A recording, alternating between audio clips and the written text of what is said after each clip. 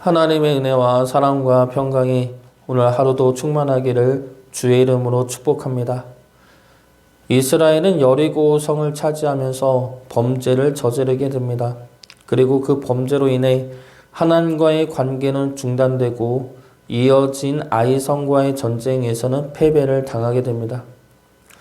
오늘 말씀은 죄로 인해 하나님과 끊어졌을 때 우리의 모습이 어떠한 모습이 되는지를 잘 알려주고 있는 말씀입니다. 우리의 원죄는 끊임없이 하나님으로부터 독립하라 말합니다. 하나님한테서 벗어나 너가 자유롭게 살아라. 너의 힘으로, 너의 능력으로, 너의 생각으로 너가 하고 싶은 대로 살아라. 이것이 아담으로부터 이어져 온 원죄입니다. 그리고 모든 죄의 목적은 이런 원죄를 바탕으로 하나님과의 관계를 끊어내는 것입니다. 우리로 하여금 하나님으로부터 자유하라 유혹하지만 실제는 하나님과의 관계를 끊게 만드는 것이죠. 하나님을 떠난 우리는 비참할 수밖에 없습니다. 아담이 그랬고 예수님의 비유에서 집 떠난 탕자가 그랬습니다. 그리고 오늘 본문의 이스라엘의 모습이 그렇죠. 하나님을 떠났을 때, 하나님과의 관계가 끊어졌을 때 우리의 모습이 어떠한지 오늘 말씀 통해 살펴보고 하나님을 떠나라는 원죄의 유혹으로부터 승리할 수 있기를 주의 이름으로 축복합니다. 먼저 하나님과의 관계가 끊어졌을 때 나타나는 모습은 나의 무력함입니다. 하나님을 떠나 살면 우리는 우리의 힘과 능력이 상당한 줄 압니다. 하나님 없어도 잘 살 수 있을 거라 생각을 하죠. 하나님 없어도 아이성 하나쯤은 쉽게 이길 수 있을 거라 생각합니다. 그러나 하나님이 없다면 우리는 아이성 하나도 이길 수 없는 연약한 자들입니다. 우리에게 하나님의 능력이 끊어졌을 때 우리는 우리가 무력한 존재라는 것을 절실히 깨닫게 될 것입니다. 이것은 우리에게 부족한 것을 노력하고 우리에게 필요한 것을 채우는 열심이 소용이 없다는 말이 아니죠. 하나님을 믿고 의지하면서도 우리는 우리에게 맡겨진 일에 대하여 열심과 노력을 다 해야 합니다. 그러나 우리의 열심과 노력으로 얻어진 실력과 하나님의 능력과는 다른 문제입니다. 하나님의 능력은 우리가 열심을 다하고 노력을 다할 수 있도록 상황을 만드시고 이끄시는 능력입니다. 우리를 향한 하나님의 은혜와 능력은 때마다 인도하시며 때마다 필요한 것을 채우시며 때마다 도전과 연단을 통해 우리의 부족함을 메꿔주시며 그래서 우리로 하여금 하나님의 거룩한 백성으로 살아가게 하는 은혜와 능력입니다. 그 은혜와 능력의 이끄심 속에서 우리로 열심케 하고 노력해 해서 실력까지 얻게 하십니다. 제 지난날을 돌아보면은 그때는 이것이 필요해서 이것을 공부하고 저것이 필요해서 저것을 공부했다 생각했습니다. 그때 상황이 저로 하여금 무엇을 공부하고 매달리게 만들었고 나는 그 상황에서 살아남고자 열심히 애를 썼다 생각했습니다. 그러나 돌아보면 하나님이 그때마다 필요한 것들을 채워주시는 훈련을 저에게 주셨던 것이죠. 그렇게 하나씩 주의 자녀로 다듬어 갔었다는 겁니다. 그리고 그 단계가 지나면 다음 단계로 이끄신 것이죠. 그러나 그 모든 것을 뒤덮을 만큼의 큰 은혜는 바로 하나님이 나와 함께 하신다는 그 자체입니다.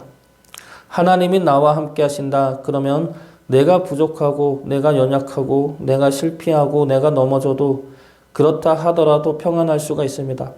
그런 상황 속에서도 기쁨이 되고 소망이 될 수가 있습니다.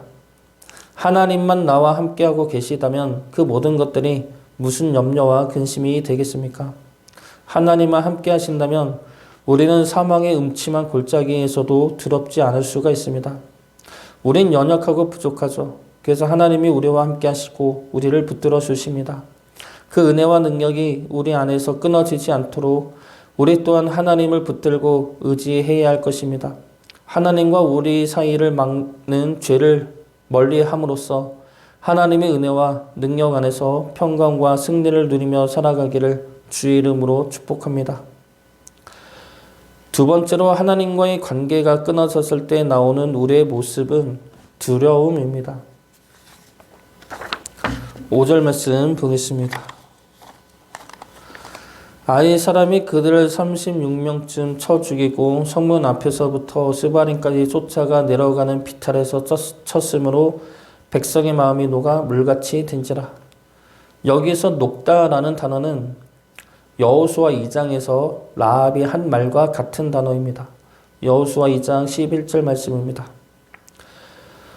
우리가 듣자 곧 마음이 녹았고 너희로 말미암아 사람이 정신을 잃었나니 너희 하나님 여호와는 위로는 하늘에서도 아래로는 땅에서도 하나님이시니라. 여기서 마음이 녹은 사람이 누구입니까? 가나안 사람들이죠. 가나안 사람들이 하나님의 이야기를 듣고 두려움에 마음이 녹았다는 겁니다. 그런데 이 녹다라는 단어를 이제는 누구에게 사용하고 있습니까? 이스라엘 백성들의 마음이 녹았다고 사용하고 있는 것이죠. 이것은 지금 이스라엘 백성들이 가나안 사람들과 같이 두려움에 사로잡혔다는 것을 나타내고 있는 말씀입니다. 그들 가운데 하나님이 없다면 그들 역시 가나안 족속들처럼 두려워할 수밖에 없다는 겁니다. 하나님이 없다면 이제 내 힘으로만 살아야 하는데 내 힘이 약하죠. 내 힘이 너무나 보잘것없습니다. 그러면 어떻게 살아갈 수 있을까? 두려울 수밖에 없는 것이죠. 여호수아 1장에서 하나님이 여호수아에게 하신 말씀이 무엇입니까? 두려워하지 말라입니다. 두려워하지 말라, 강하고 담대하라. 이 말씀을 계속 주시는 이유가 무엇입니까? 여호수아가 두려웠기 때문이죠. 지도자로서, 개인으로서, 그리고 하나님 앞에 선 자로서 여호수아는 자신을 보고 두려워했습니다. 두려워할 수밖에 없었습니다. 그런 여호수아에게 하나님이 두려워하지 말라, 강하고 담대하라 그러면서 주신 말씀이 무엇입니까? 내가 너와 함께 하겠다이죠. 내가 너와 함께 할 것이니 두려워하지 말라입니다. 우리 자녀들의 집에서는 엄청 시끄럽게 잘 놉니다. 말도 쉴 새 없이 하죠. 근데 학교에 가면 조용합니다. 물어도 대답을 안 하죠. 이런 이유가 여러 가지가 있겠지만 그 중에 하나가 학교에는 엄마 아빠가 없기 때문일 것입니다. 그래서 두려운 마음이 생기는 것이고 그래서 말을 하는데도 조심히 하는 것이죠. 우리 양 밖에서 놀 때도 마찬가지입니다. 애들을 가만히 보면 놀다가도 틈틈이 엄마 아빠를 확인하죠. 잘 있는지 내 주변에 있는지 계속 확인을 합니다. 그리고 있는 것이 보이면 안심하고 또 신나게 놉니다. 왜 그렇습니까? 엄마 아빠가 주변에 있는 것만으로 든든하기 때문입니다. 우리 역시 하나님 안에 있으면 든든하죠. 세상이 어떻든 내 상황이 어떻든 하나님 안에 우리가 있다면 현실과 상관없이 평안이 임할 수가 있습니다. 죄가 악한 것은 하나님 안에 있는 이 평안을 앗아가기 때문입니다. 그 죄를 우리에게서 잘라내시기 바랍니다. 그 죄가 하나님 안에 있는 평안을 앗아가고 두려움 가운데로 끌고 가지 않도록 우리 안에서 그 죄들을 잘라 버리시기 바랍니다. 죄 가운데서 나와 하나님 안에서 평안과 은혜를 누릴 수 있기를 주의 이름으로 축복합니다. 마지막 세 번째로 하나님이 없는 우리의 모습은 하나님을 향한 의심과 원망입니다. 아이성에서 패배한 후에 여호수아는 장로들과 함께 하나님 앞에 엎드려 기도를 합니다. 여기서 여호수아의 기도 내용은 두 가지이죠. 우리를 이렇게 죽게 하실 거면 굳이 왜 여기까지 끌고 오셨습니까? 라는 기도가 첫 번째 내용이고 두 번째 기도는 우리가 죽으면 하나님의 이름이 어떻게 되시겠습니까? 라는 내용입니다. 하나님의 이름은 여호와이죠. 출애굽하면서 주신 여호와라는 이름에는 이스라엘을 향한 언약이 담긴 이름입니다. 내가 너희를 구원하고 인도하고 가나안 땅에 열매를 줄 것이다. 이 약속을 하면서 주신 이름이 여호와입니다. 그런데 지금 우리가 이곳에서 이렇게 죽으면 여호와라는 이름이 어떻게 되겠습니까? 하나님 스스로 이름을 걸고 하신 그 약속이 성취가 안 된다면 사람들이 뭐라고 하겠습니까? 라는 기도입니다.